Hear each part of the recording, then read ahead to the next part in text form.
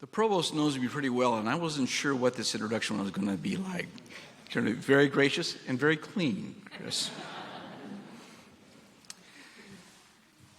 Reverend Father President Jenkins, Provost Mazar, Dean Carlson, colleagues in the Platform Party, friends and family, and especially the 2020 graduates of the Graduate School at the University of Notre Dame. Greetings. To the class of 2020, welcome back to campus to celebrate your graduation. We are so very proud and grateful to you that you have chosen to come back after 2 years to celebrate your graduation with us today. I must also say that I'm loving this opportunity to address you. What a unique opportunity. I don't have to use the standard commencement script. You've already commenced.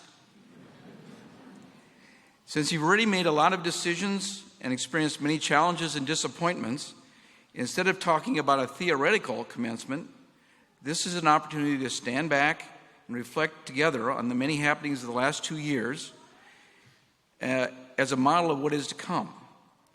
This is an interesting opportunity to take stock in the role that values play in your decisions and to prepare you for the 10 or so major transitions that you can expect to experience in your lifetime. Of any class, your commencing experience has been unique. Your plans to finish your graduate studies in spring of 2020 were likely disrupted when the campus closed and most of our operations were disrupted. I can only imagine the angst that you must have had not knowing when or how you would graduate. Your post-graduation plans were probably affected by the uncertainties facing employers in 2020. If and when you started the position, you started work in a remote work environment physically separated from your colleagues. Then a year or so later, you were undoubtedly affected by reopening, supply chain challenges, and the Great Resignation. When I put on my I love all things research hat, your experience is going to be a great case studies for the future. My avocation is leadership, particularly higher education leadership. It's pretty clear that managing transition is a significant part of higher education leadership, both for the leaders themselves as they navigate significant changes in their own professional life, but also in leading others who are experiencing transition.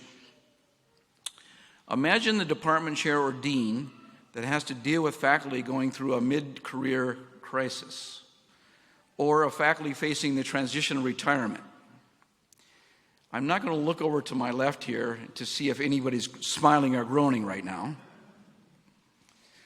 Along with leadership characteristics such as authenticity, self-awareness, integrity, and inclusiveness, the understanding of transition is one of the primary challenges of leadership.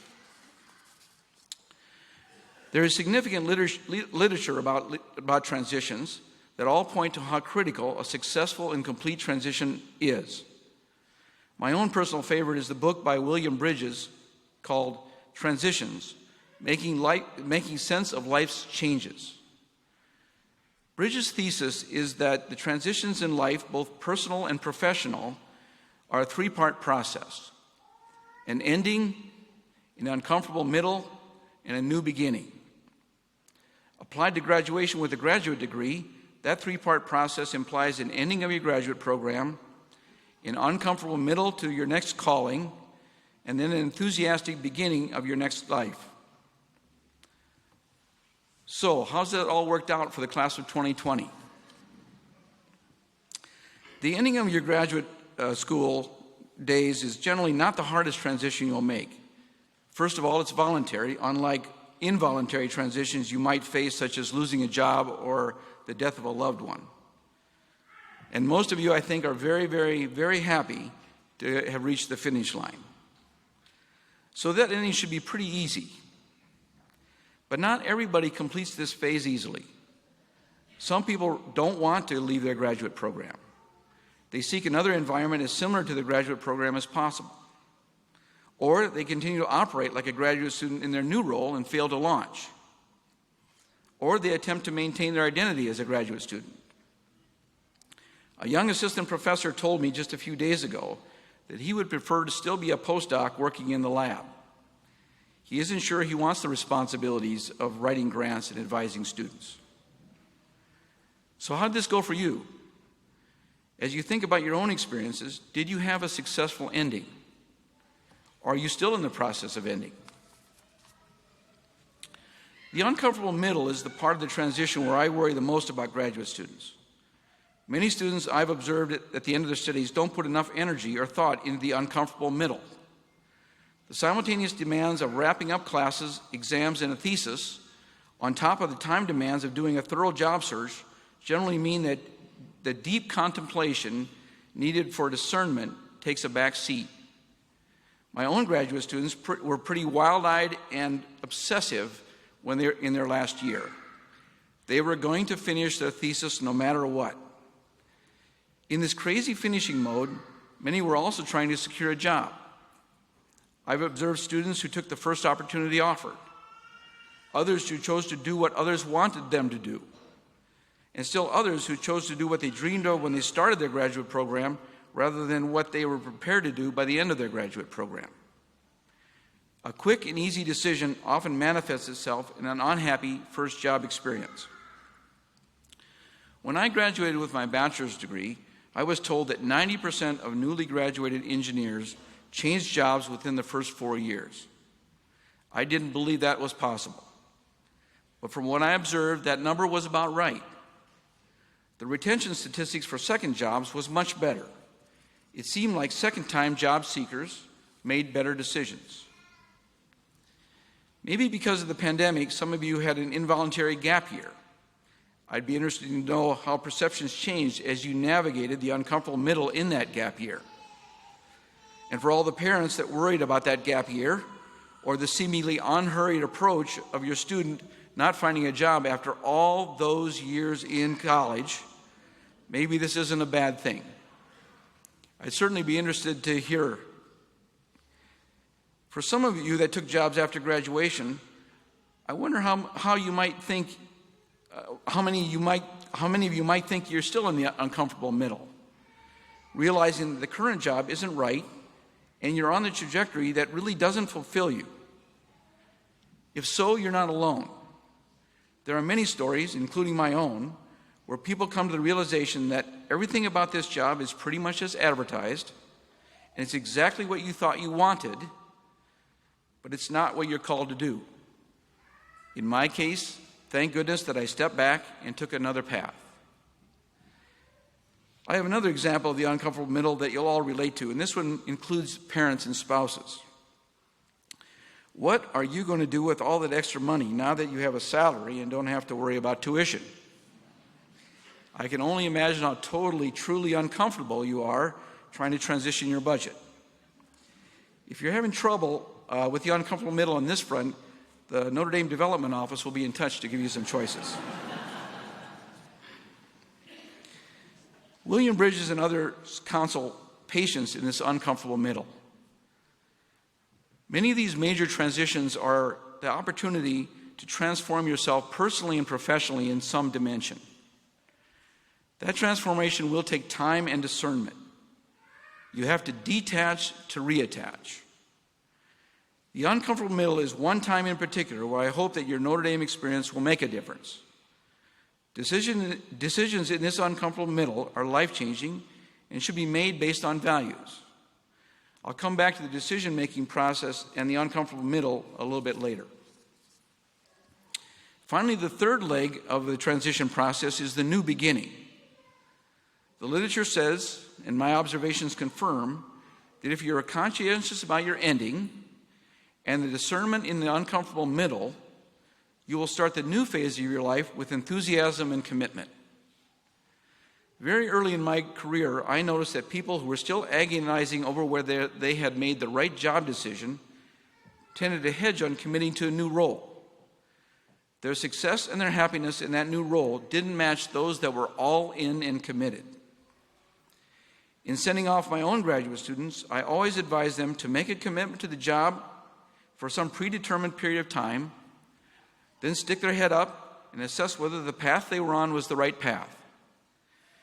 While no job is perfect under the microscope of daily scrutiny, it is lost energy to be anxiously assessing every activity. You miss the big picture when all you see are the trees and not the forest. Set a deadline, commit to the job. When you hit the deadline, stick your head up and make an assessment. If the job isn't right, start a new transition. If it is right, put your head down and take another lap. So back to the uncomfortable middle in Notre Dame. Whenever I've had the opportunity, I've asked about the life story of people I admire. People that are accomplished, fulfilled, and contented. Sort of that serene and self-confident person. I've yet to hear anyone say that things went anywhere close to their original plan. They all pretty much describe a sequence of transitions. Some of those transitions were involuntary. Some were enabled by a mentor. Some were opportunistic. Some were deliberately sought. Those transitions all add up to an unplanned and unimagined life story. All of these transitions involve decisions. Many were difficult, close calls. Option A and option B seemed pretty similar at the time. Others are hard decisions between apples and oranges. One value of salary versus another value of service. Those that have had these magical life stories always refer to these transitions as close calls or difficult decisions at the time, but reflect later how lucky or blessed they were that they had made the right decision. And they generally made a long sequence of right decisions. My observations of these highly successful and fulfilled people is that they didn't make this entire sequence of correct decisions by accident. They were consistently making value-based decisions. They chose to work for a company with clear values and a culture of inclusiveness and support. They chose to work with selfless people with clear values. They consistently chose the option that used their God-given talents or the option for which they were called. At Notre Dame, I know you've heard over and over that the university aspires to be a force for good. I hope you've heard over and over that our greatest mechanism for being a force for good is you, the students we send out into the world. And I hope you've heard over and over that you matter. That calling to be a force for good is a difference maker. In the various moments of discernment, if you remember that call, including the call to use your talents to serve, you'll have the North Star you need to make your own sequence of right decisions to live a fulfilled and well-lived life in service to those around you. By the fact that you have chosen to do graduate study, you've already demonstrated that you have the emotional intelligence to defer gratification for a greater good. By coming to Notre Dame, you've already been exposed to a values-based education. These values are a great start. With experience and maturity, you'll grow in the breadth and depth of your North Stars and values. Dr. Moniz said in the recent 2022 graduate school commencement ceremony that commencement speeches have a very short half-life. So I tried to find a short, pithy statement that you could take away from today that would capture what you should seek when you face major transitions. A reminder to you to live a value-based life where you will serve others, avoid the temptations of instant gratification, and to find and follow your calling.